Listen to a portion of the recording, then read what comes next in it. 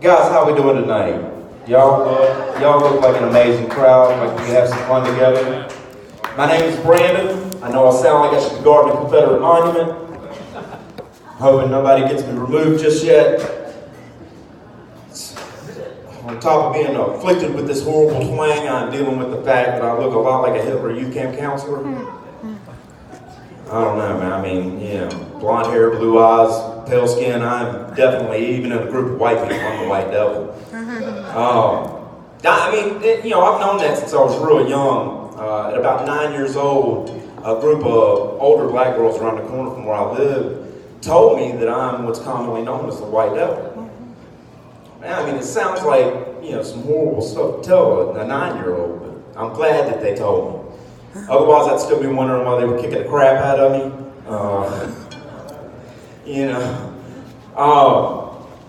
So my voice conflicts with my personality greatly, right? Like, I listen to mostly hip hop. I sound like I should be yodeling somewhere.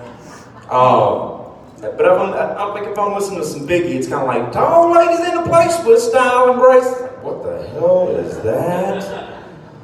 I mean, it's only offensive to the musical sensibilities. You don't really want to hear me do it more than once, but I can get away with it.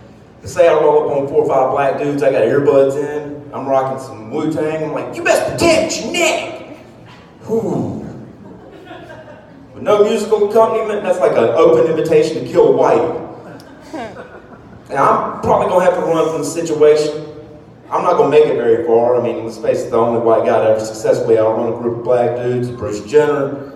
He's not even with us anymore. I know I don't stand a chance.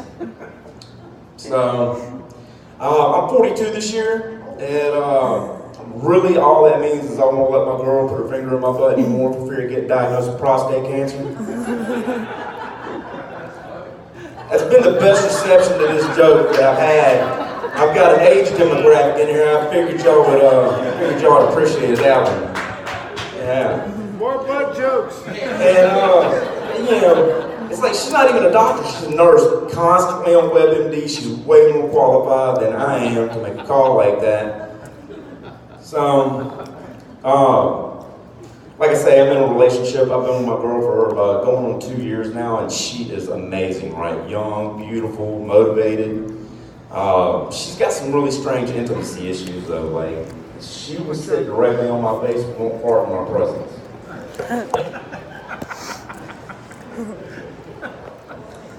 Turns out she's just way more concerned with her risk of embarrassment than she is my risk of pink eye.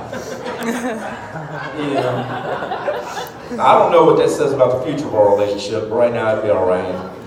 I'll take it. It's an old joke. We're way past that, right? I showed her a video of this study that said that couples who fart in front of each other tend to stay together longer, and she just took that and ran with it. So we're closer than ever, right? Intimacy level at an all-time high. Gotta tell you, I'm thinking about being single for a little while. It's hard. I only accept my farts because they're mine. Sorry to anybody that's eating. I hope I'm not losing any appetites up here, but this is my set, so deal with it. Let's see, what else can we do for y'all tonight? So like I said, I'm 42. I got to deal with the fear of prostate cancer. I also got acne.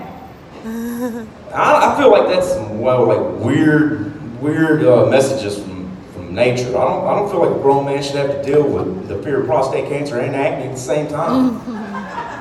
It's super confusing. I'm in another relationship. It's a bad relationship though, with money. I think it's because I'm in an open relationship with drugs. I'm not as active as I used to be.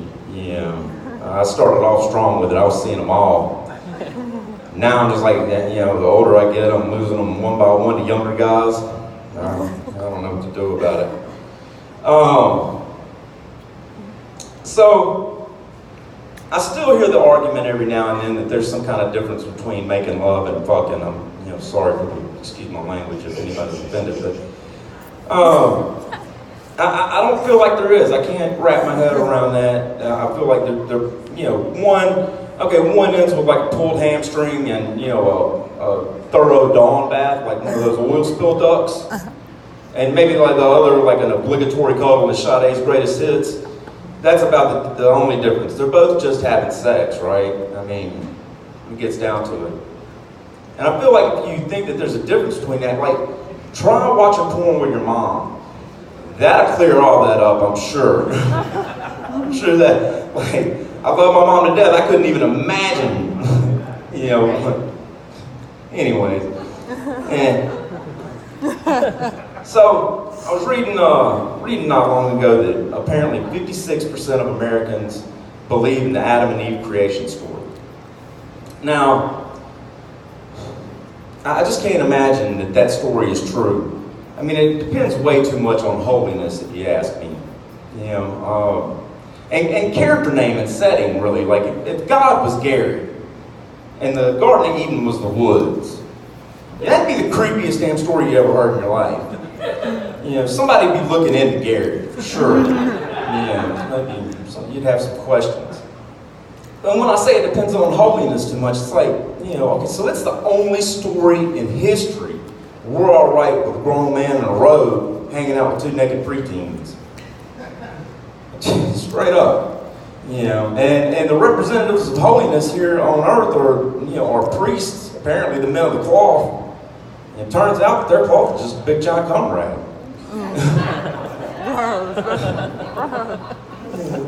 That's true. Gross. I like to take old phrases we don't really say anymore, give them new life, right? One of my favorites is don't throw the baby out with the bathwater. Don't get rid of the good with the bad. Well, that depends. Did you drown the baby in that bathwater? I'm not even asking that. Did the baby drown in the bathwater? I'm no snitch. That's evidence. Get rid of the baby, the bathwater, all of that. Somebody laughed.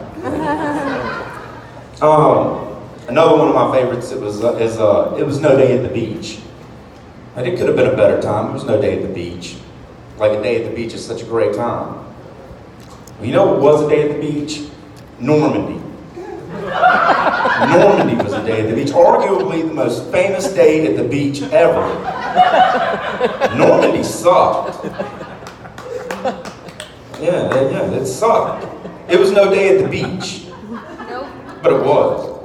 Guys, I'm going to leave y'all with that one. I've been Brandon. Y'all have a good night.